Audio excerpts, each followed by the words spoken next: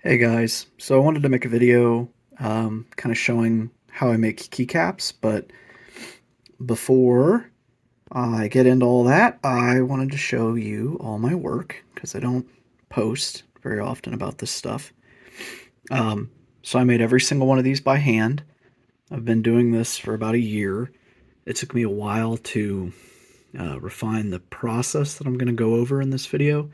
It took me a lot of research and a lot of trial and error, but these are my favorites. That I use on my keyboard every day. So there's kind of a retro 80s image. This is my favorite. It has gradients. I had to use an airbrush to paint it, and stencil work and micro painting and 3D printing and everything, but whatever.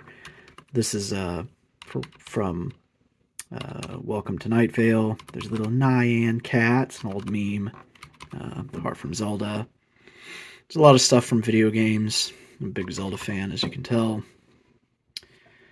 This is the one I'm going to go over in this video. I just made this and sent it out to friends. That's usually what I do, is make them for myself. Or I sell them on my Etsy shop. Or I keep them. I like this guy a lot. Batman, obviously. Then some Pokemon caps, of course. I gave these out to some friends for Christmas. You're welcome, guys, if you got one. I just wanted to send you a special gift, so I hope you like it. And I guess we'll move on to the video. So this is what we're making. So when I'm going to make a keycap, I usually start out with something like this, just an Inkscape. And I'll create a path around, whatever thing that I want to create. Here I'm just doing an M, so it's very simple. So this is going to be the top of the keycap. There's going to be this black part where it's raised. I'll probably paint the whole keycap white, then hand paint this black, and I'll print the red part of the M separate, and I'll paint that red so I get a perfectly clean paint job, and I'll glue that on top of the black M. But anyway, when I'm starting to make a keycap, I create an outline in here and I run it through a program I wrote that turns this into a 3D model. It starts out just as a square, and then I go into a 3D editing program. I use Blender, and I just put the model on top of a keycap base that I created. Here's the output of my program, the model for the output of my program. So there's our little M. There's other ways to do this. Obviously I could have made the M in the 3D editor, but I find this easier because I'm more familiar with vector editing, I guess, or graphics editing than 3D modeling. These cylinders you see down here and this square at the very bottom are just support structures for the resin 3D printer that I use. So here's the base of the cap. I'll snip all these cylinders off later and sand it and everything, but this is the base of the cap. And if I want to look at the other part of this model, this is going to be the red M that I talked about. This is going to be very small. I'm used to handling very small, delicate 3D printed parts, so it shouldn't be too bad, but it is always a little difficult with thin edges like this, but that's this step. So here's the next step. After I create my 3D model, I load it onto a flash drive, put it on my 3D printer, tell it I want it to print the model, and this is kind of how a 3D printer works. This metal part up here is called the build plate. Over time, the printer raises and lowers the build plate into a vat of resin. Underneath the vat of resin, my particular 3D printer has a UV screen which blasts the resin with UV light. That causes this type of resin to harden, and that's how the layers are built up, so the printer knows what portions of the screen to turn on and how long to turn them on for. I've configured that, and it moves the build plate up and down to build up your little model. So next I'm going to knock these models, plastic little printed models, off the build plate. I'm going to clean them with isopropyl alcohol and snip away the supports, and we'll go from there. And here it is, cleaned up after its first alcohol bath. Obviously I got to snip away these little pieces, but this is the physical model, I guess, from the digital model I just had my printer make. So yeah. So it turns out I didn't have any spray paint primer on hand, so I just came down to my airbrush booth. I had some primer paint down here. This is what I used. So I just primed the caps and the little M with an airbrush instead. It's just a minor point. I built my own airbrush booth too. I use it in the winter months just because spray paint doesn't adhere very well in the summer months, and it's actually cheaper to buy airbrush paints than it is to buy spray paints, and it's less harmful to the environment. It's a little less toxic, I think, to be around because you're not using, I guess, as many toxic chemicals to actually spray your paint. But yeah, that's it. And here they are painted. Not really much more to say than that. I'll let them dry, and then I gotta glue them.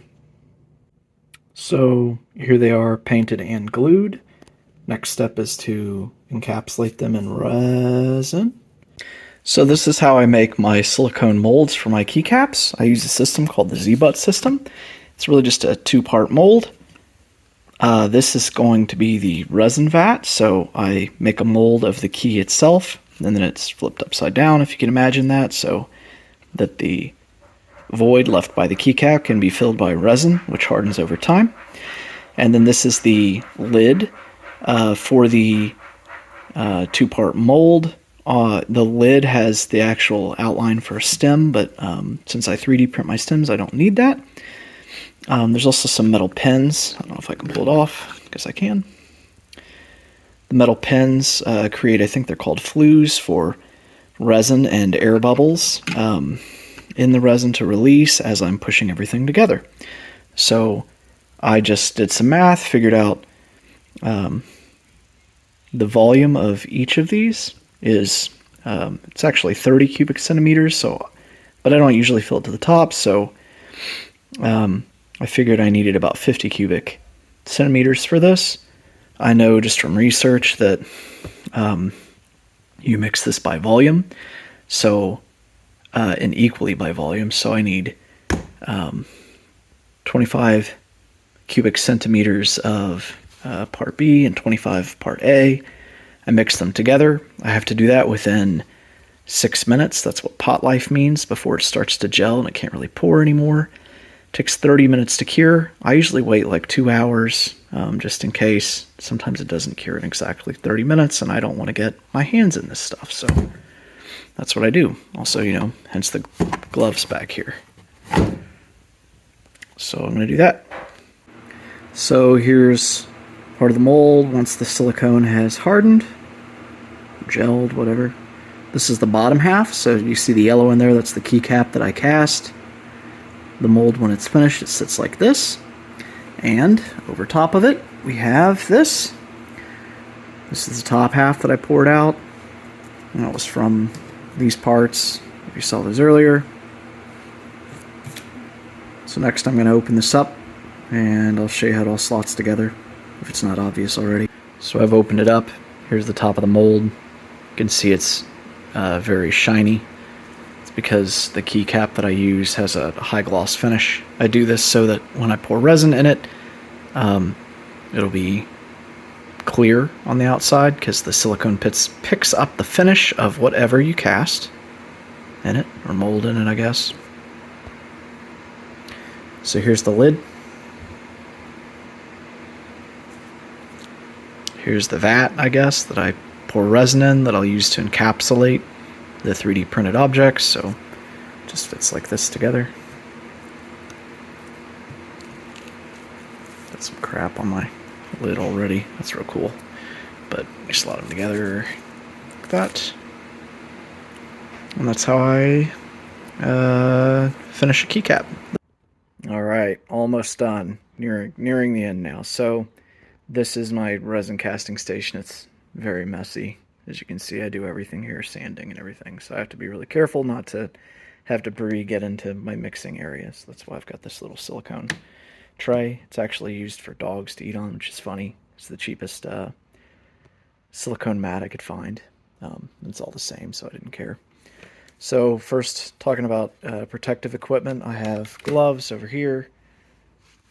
I use syringes to measure things out. Some people do it by weight instead, or they use cups that have markings on the side for volume measurements, like measuring cups you'd have in your kitchen. I don't do that. I don't know why. It's a little messy, I think. I also have a mask here, a respirator, with special filters on it that are meant to filter out the fumes that are produced when I mix up this resin. Here's my actual resin that I use. I use Amazing Clear Cast. Just like the silicone that I talked about, you mix this equally by volume. I know from doing math that each one of these needs about 4.5 milliliters, so I have 6 of those, so I need 27 milliliters, so 13 and a half and 13 and a half of each one of these. The stuff in the back is just old resin that's expired. I need to mix it together so I can dispose of it properly. So I got my mixing cup too. I've got my stirrer. I use a plastic stirrer to prevent introducing moisture and bubbles that might escape from like a popsicle stick, because wood has air in it and moisture while plastic doesn't really. So yeah, that's that. I guess the last part of it I haven't really talked about much. This is my pressure pot. I made this from a paint pot. So normally before I modified this, you could fill the bottom of this with paint and then pressurize it, and there was like a handle attachment that you could use to like spray paint, or not spray paint, but spray the side of your house to paint it, or cabinets. Here's the lid, which I modified. I was very careful about this. It definitely is safe. I've used it for like a year. So here's the nozzle, which you can use to control whether air enters or exits the pressure vat. And then I've got my pressure gauge here to tell me how many pounds of pressure, whatever's in the pressure pot or under. And this is my pressure relief valve in case something goes wrong. This will trigger if I think there's over 60 pounds of pressure in here, so it's a pretty low pressure valve. It triggers early. And I don't remember if I mentioned this, but I cast my keycaps under 40 pounds of pressure. That's the amount of pressure recommended by the resin manufacturer to get rid of your bubbles. So that's why I do this. So yeah, that's it. I don't know if I'm going to actually record myself doing the mixing and pouring the resin, because it's kind of, I don't know, it's hard to set up my camera for that. And I need both my hands and obviously all my protective equipment on. So yeah, that may or may not show up in these videos. I'm a child, so this is my favorite part.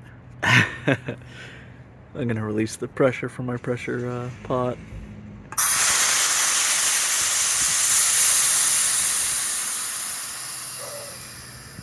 Fun. All right. So here's the resin all hardened in one of the molds. We're going to open this up finally, and we're going to see what our keycaps look like. So here I'm pinching it and pulling it to kind of free it from the free the silicone from the resin. The resin doesn't stick to the silicone exactly, but it doesn't. I guess it doesn't strongly stick to it, but it does stick a little bit. All right, let's see what it looks like. Come on.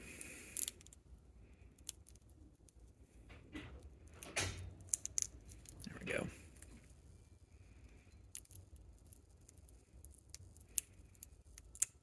It's a little stickier than I like. It's kind of making me nervous. There we go. Ooh.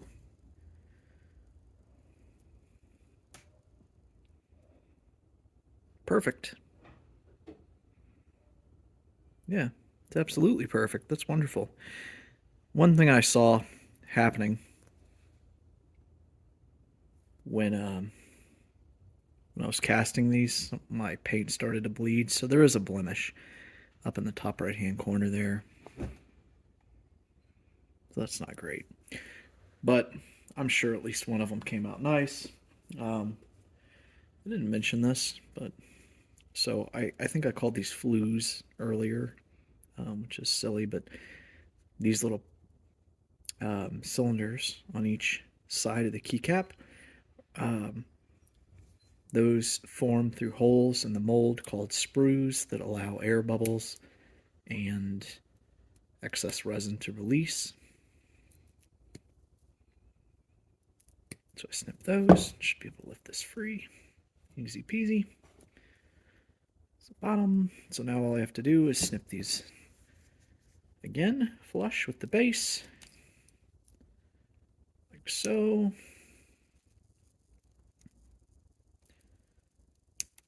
There. And then for finishing, all I do is sand this again with high grit sandpaper to remove the bulk resin, and then with a low grit sandpaper to remove the bulk of the resin, and then a high grit to polish it. And then I wash it, and then I sell it, or I put it on my keyboard, or I give it to friends. That's it.